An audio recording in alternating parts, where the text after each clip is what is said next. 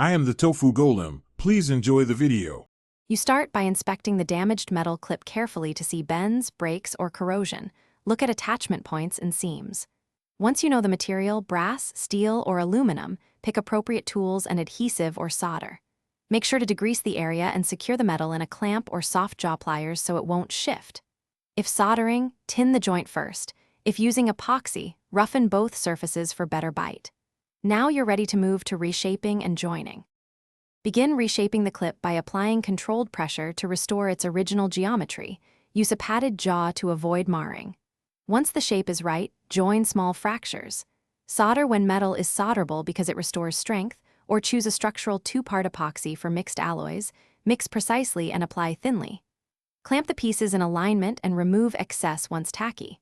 When cured, file and sand the joint flush and test the clip's function. Ensure the spring or hinge moves smoothly before polishing and reassembly. For final steps, polish the repaired area to blend texture and restore appearance. Use progressively finer abrasives and a gentle metal polish. Recheck moving parts. If the clip's tension is weak, retemper the spring if you have skills, or replace it to ensure reliable hold.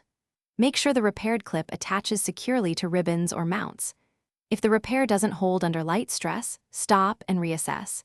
Consider brazing, a stronger mechanical rivet, or replacing the. Thanks for watching. Consider subscribing if we helped you today.